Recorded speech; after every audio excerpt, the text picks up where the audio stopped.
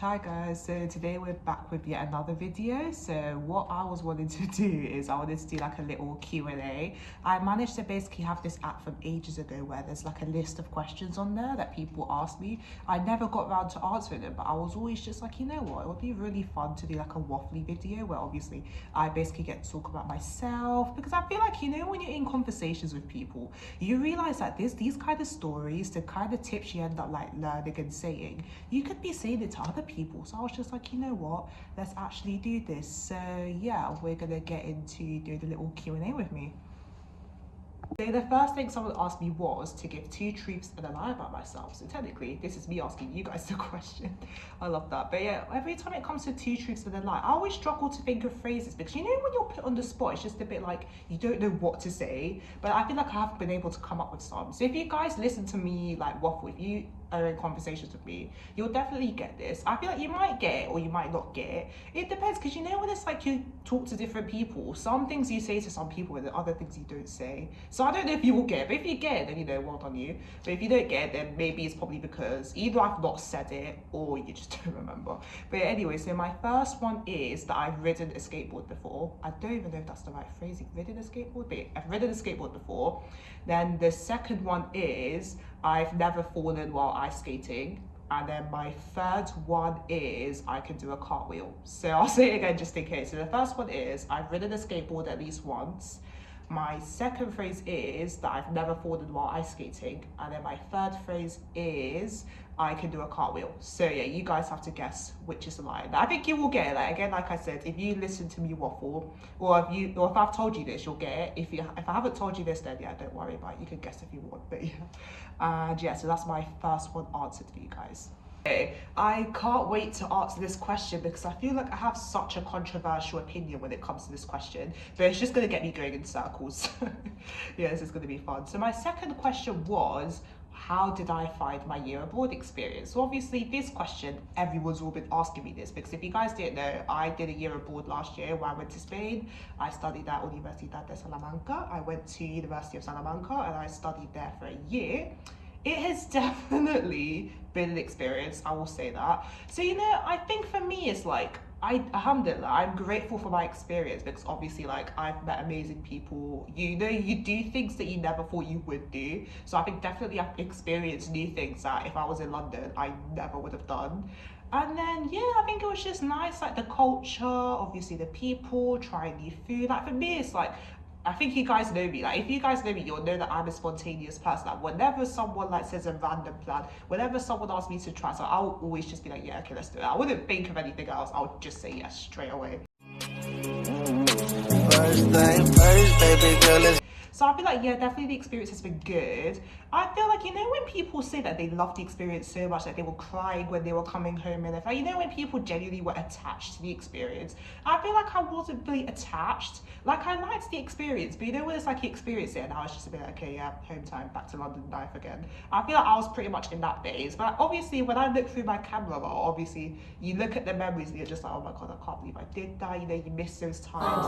But yeah, I think for me it's just a bit like, I loved it, but I think it's like, I'm not attached to it. Like, for me, I was okay to obviously do my year in Spain and then come home and obviously catch up with everyone again. So yeah, I think I would pretty much say that my year abroad experience was good, alhamdulillah. Obviously there were definitely bumps and there were definitely moments where I was just a bit like, why am I here? Why can't I just be back home? I could be back living the Queen Mary uni life, you know, because you're comfortable, you know what the routine is. But obviously in Spain it's a bit like I didn't know what the routine was.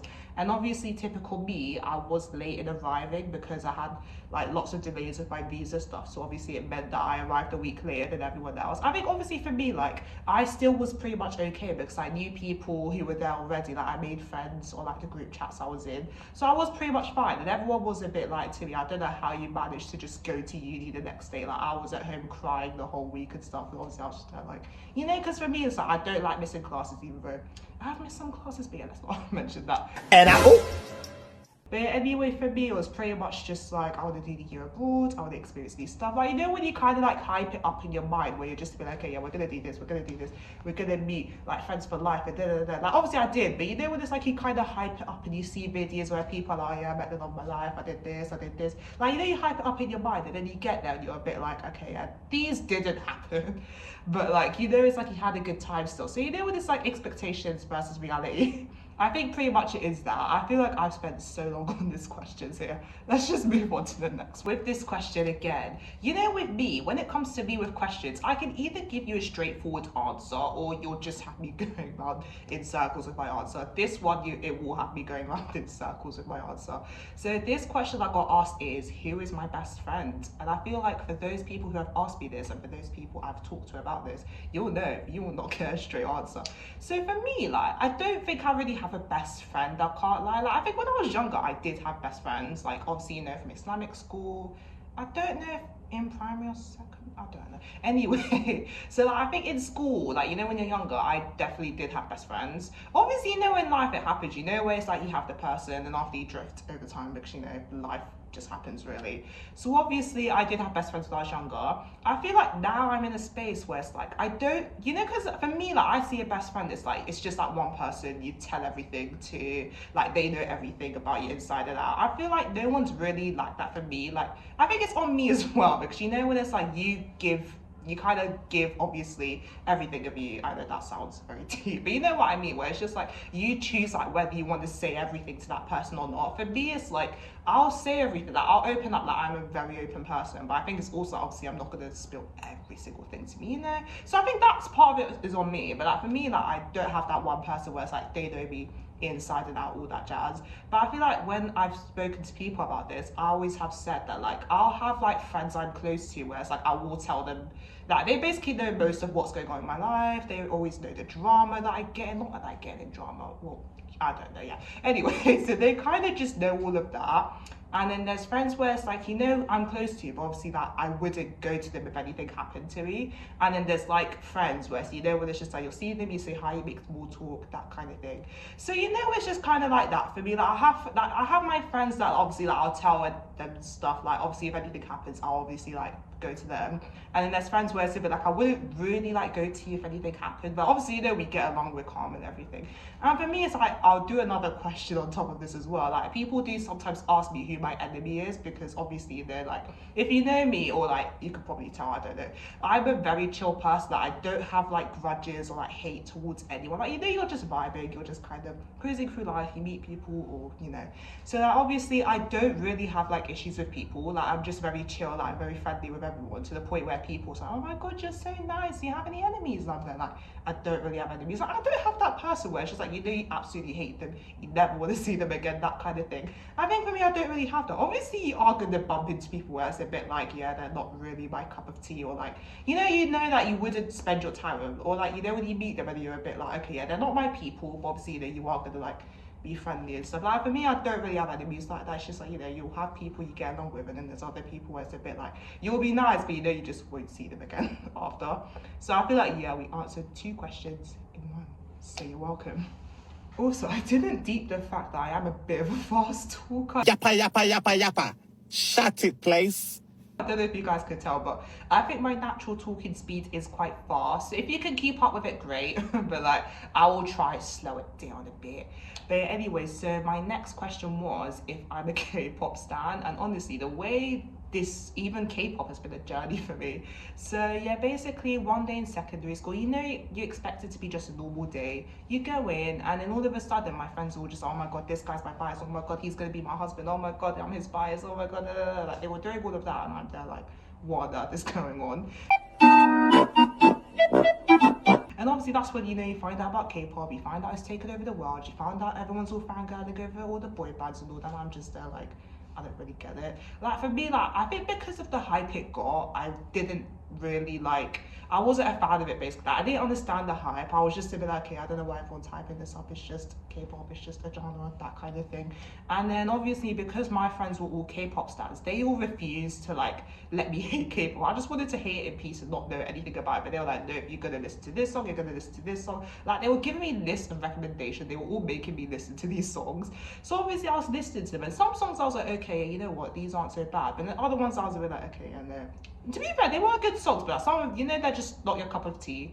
Some of the songs, they weren't really my cup of tea, but then eventually I think I will say the song that got me like hooked onto K-pop was On by BTS. I know some people say it's not their best song, but for me, because I like high energy upbeat songs, when I listened to that song and I saw the video, I saw the dancing and the energy, I was just like, okay, yeah, you know what, maybe I kind of see why people do like it. So yeah, from then on I did actually like get hooked onto K-pop. I'm not a fan, because with me it's like, you know, when some people, they're like fans of something, like they're like obsessed with like a celebrity or something. For me, I'm not really like that. I don't think I really like obsessing over a celebrity. I think when I was younger I did like Little Mix.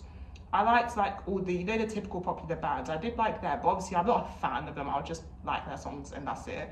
And that's pretty much the same for K-pop. Like, obviously I like their songs, that I do understand the hype and I understand how it is like popular and stuff. But for me, I'm not a fan. And I know everyone's just like, yeah, you say this now, but don't worry, you're gonna become a fan girl later. And I'm there like, no, it's not gonna happen. Like, yeah, I would just say do like K-pop. I understand the hype, and yeah, that's the most you're gonna get out of me for this. Ooh, okay, so my next question is how I got into YouTube. So this is actually a good story, because obviously shout out the Nicer Girls. Basically it was my friend Khadija. She obviously went to the same uni as me, and like we met in first year, but you know, it's one of those ones where you meet but it's just a bit like you obviously kind of keep in touch, but obviously because you don't do the same course, you don't really bump into each other and all of that. So obviously I knew Khadija, and she kind of actually messaged me twice about Niza. So obviously I think you guys pretty much know what Niza is, but in case you don't know, we're basically just like a group. We obviously do YouTube videos, we have a podcast on the side as well. Hopefully it might be in the description somewhere so you can check it out. And yeah, so we obviously just do lots of skits and videos and stuff like that, just to kind of like add some fun, really. I don't know if I explained it right, but I'm sure Khadija, you can come in and explain it properly. But yeah, anyway, so Khadija got in touch with me and she was like, oh, I know you're someone who loves vlogging and he's very outgoing. We started up this girl group, would you like to join and everything? And obviously it sounded like a bit of me, but with the like responses, I'm quite bad with my responses. I'm pretty sure, especially now, I have gotten quite bad with responses. Like, because you know when it's like you're in the moment and it's just a bit like you're not, I think I am on my phone, but you know when it's just a bit like you're not really on it with texting, which is mad, because when I was younger, I absolutely loved text. Like, I always would start streaks with people. You'll do random conversations with people just because of the sake of like texting and talking to people. But I think now it's just like, you know, when you kind of just lose the energy too, so you're just a bit there. Like I'll see the messages and I'm just like, okay, yeah, we'll get back to this person, and I think I replied in my head, but then after that I just realized that I didn't reply, and I'm just a bit like, whoops. But yeah, anyway, Khadija asked me the first time, and I think that was the time I was possibly in Spain. Like, she asked me to obviously think about joining the group and stuff, and obviously I don't think I got back to her yet, and we kind of just, I think probably I did say yeah, it sounds cool and everything, but I didn't really like say yes or no. We just kind of talked about my year abroad and other stuff, and then she actually asked me again after that, and I don't think I gave her a response. And for me, it's like I randomly ended up forgetting about it, and then for, you know, when it's like you love randomly scrolling through your old messages, seeing what you said, I was scrolling through our chat, and then that's when I see Khadija ask me about the girl group and everything, and I'm there like, oh my god, I didn't give her a response. So obviously I'm there like, yeah, absolutely, because you know, like I said, I'm someone who's always down for anything. I'm very spontaneous. I'll say yes to anything, and especially the way, because obviously like you get to do vlogging, you get to make new friends. Obviously I'm a bit there like, yeah, I'd love to do that. So that's how I ended up joining the Niza group. And then even when obviously Khadija was talking about we could do solo videos with each other, I thought she meant TikTok, and obviously because I am on TikTok as well, so I was a bit like, yeah, okay, TikTok's fine, I've made TikToks before, it'll be good. And then she was like, no, it's YouTube videos, and I'm there like, oh, I've never made YouTube videos before. So obviously this was going to be very interesting, because I've never made a single YouTube video before, but obviously for me, I was a bit like, you know what, let's just give it a go anyway. Sorry about that, guys. I did get cut off because my phone is on low power mode. So anyway, as I was saying, obviously I was a bit like, I'm not good, you know when it's like, I'm not gonna shy away from a challenge. So I generally did want to give it a go. And you know when it's like, you overthink something in your mind, but when you actually go to do it, you realize, actually, you know what, it's not that bad. Like, because I think, you know, once you kind of get into the mechanics of it, and then obviously even you have to make the thumbnail, I think, you know, when it's like everything you overthink, but like when you actually do it, you realize, okay, yeah, this isn't so bad. So I think, yeah, I just kind of got into it, and yeah, that's how we ended up making YouTube videos, because I think before, lots of people were always saying I would actually do YouTube channels, because, you know, I have the Snapchat crib where it's like you basically pretend you're a blogger and you have a YouTube channel, and obviously everyone's like, you need to go on YouTube, you're made for the camera and stuff like that, and I'm like, no, we're camera shy, we're not doing any of that. And then yeah, next thing you know, we're here. Perfect time for I told you so. And I've been seeing like my friends actually watch the videos like on their screens, and I'm like, oh my god, this is actually real. Like, you know, you become those YouTubers that you end up watching. So obviously, yeah, did not expect to get there, but you know what they say, you always just have to say expect the unexpected and just, you know, go with the flow. So that is how we ended up getting onto YouTube. So the next question I got was, where am I from? Honestly, with this question, lots of people ask me this, and I've gotten so much like guesses. Like, people have said I'm from Ghana, people have said I'm from Senegal, I've even gotten Somalia. I've gotten all three of those. I think only few people managed to guess it, but if you didn't know already, I am Nigerian. So obviously I was born in London, but originally I am Nigerian. So that basically answers your question then. So that brings us to the end of this video. If you managed to make it this far, then one, well done for surviving my waffle, and two, thank you so much for watching my first ever Q&A. It was actually fun to kind of actually, you know, when it's like you get to be asked questions and just sit down and talk about yourself. It was pretty fun doing that. I feel like, yeah, if you told me that I would be doing YouTube videos and doing a Q&A video, I would not have believed you. Like, even when my friends were saying in the past, oh yeah, you definitely need to do your YouTube channels, you vlog too much, I'm there like, yeah, that's not gonna happen. Look where we are now. But it just goes to show, everything happens for a reason, like I always say. And if you haven't already, make sure you check out my other friend Khadijah's videos on our Niza channel. And yeah, like, comment and subscribe. I never thought I would say that phrase, but there we go. Take care, guys. This question is, what would be your purpose for I can't speak apparently. Let's try that again. Okay, so I did get asked like, what, oh, why did I look to the side?